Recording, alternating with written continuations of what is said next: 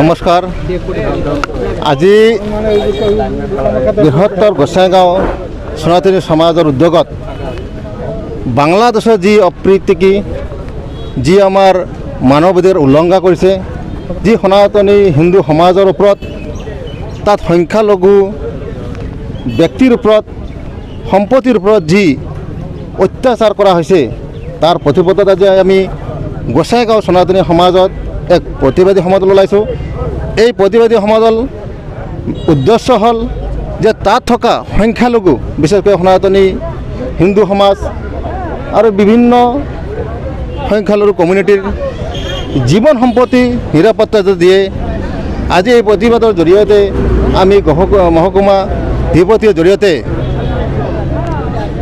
ৰাষ্ট্ৰপতি আৰু ৰাষ্ট্ৰসংঘলৈ এখন স্মাৰকপত্ৰ প্ৰদান কৰিম, যাতে বাংলাদেশত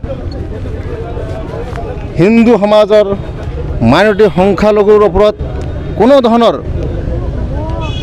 অত্যাচাৰ অন্যায় নচলে। তাত ছাত্ৰ সংগঠনৰ যি ৰিজাৰ্ভেশ্যনৰ লৈ পেলাই যি আন্দোলন চলিছিল, ই চৰম সীমা পাৰ কৰি লৈছে। এই সুযোগতে তাত থকা আমাৰ মাতৃ মহিলা সমাজৰ ওপৰত ধৰ্ষণ অত্যাচাৰ হৈছে। আমি দেখিবলৈ পাইছোঁ বাংলাদেশ স্বাধীনতাৰ যি তাৰ বাংলাদেশৰ জাতিৰ পিতা শ্বেখ মুজিবুৰ ৰহমান তাৰ এছএছৰ ওপৰত উঠি পেলাই বহুতো আমাৰ মা ভনীৰ আগত তাত খোলাকৈ প্ৰস্তাৱ কৰি দিয়া আছিল। ই মানৱ অধিকাৰ উলংঘা কৰিছে।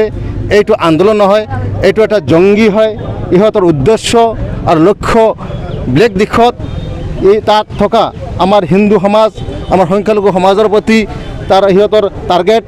আৰু আমি আজি ভাৰতৰ হৈ পেলাই গোসাইবাসী ৰাইজ হিচাপে আমি ৰাষ্ট্ৰসংঘক অনুৰোধ জনাম এক মেমৰেণ্ডামৰ জৰিয়তে, যাতে ৰাষ্ট্ৰসংঘই তাত এক বলিষ্ঠ পদক্ষেপ লয় আৰু আমাৰ যিসকল ভাই ভণ্টি তাত আছে, আমাৰ হিন্দু সমাজৰ যিসকল আছে সনাতনী হিন্দু সমাজ, সিহঁতক জীৱন আৰু সম্পত্তিৰ নিৰাপত্তা দিয়ক। তাৰে কামনাৰে আজি আমি গোসাইগাঁওবাসী ৰাইজ হিচাপত আজি আমি এক প্ৰতিবাদী সমাদল ওলাইছোঁ। বাংলাদেশত চলি থকা যে বৰ্বৰতা তথা মানৱ সভ্যতাৰ যে বিশৃংখলতা, তাক যাতে আমি ৰোধ কৰিব পৰা যায়। মানুহে মানুহৰ বাবে মানৱ জাতি হিচাপে বিভিন্ন জাতি হওক, বিভিন্ন গোষ্ঠী হওক, বিভিন্ন ধৰ্মাৱলম্বী হওক, যাতে আমি সুৰক্ষিত কৰাব পাৰোঁ, সেই আশাৰে আমাৰ সচেতন গোসাইগাঁও অঞ্চলৰ সনাতনীয় সমাজে এখন সমদলৰ আয়োজন কৰিছে।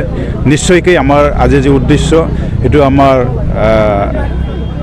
ৰাষ্ট্ৰৰ মুৰব্বী তথা আমাৰ আজিৰ তাৰিখত প্ৰধানমন্ত্ৰীয়ে কূটনীতিকভাৱে যেনেকৈ আন্তঃৰাষ্ট্ৰীয় পৰ্যায়ত তেখেতে আগভাগ লৈ আছে, নিশ্চয়কৈ আমি বিশ্বাস কৰিব পাৰোঁ আমাৰ এই সমদলৰ কালচাৰ ৰাখি তেখেতে নিশ্চয়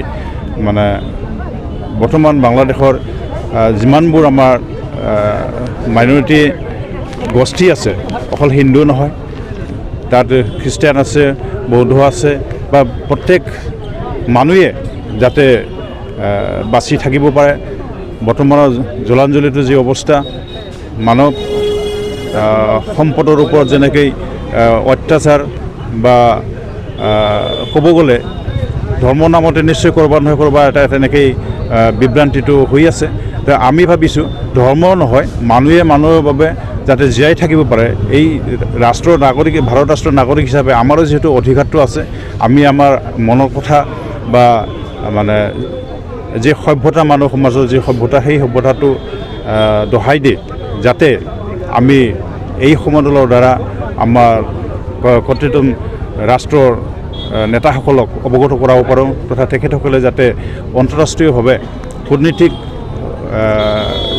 চিন্তাৰে যাতে এইটো ৰোধ কৰিব পাৰে, বা তাত থকা মানুহবিলাকে যাতে এই পৰিৱেশৰ পৰা পৰিত্ৰাণ পায়, সেই আশাৰে আমি আজি ইয়াত সমদল ওলাবলৈ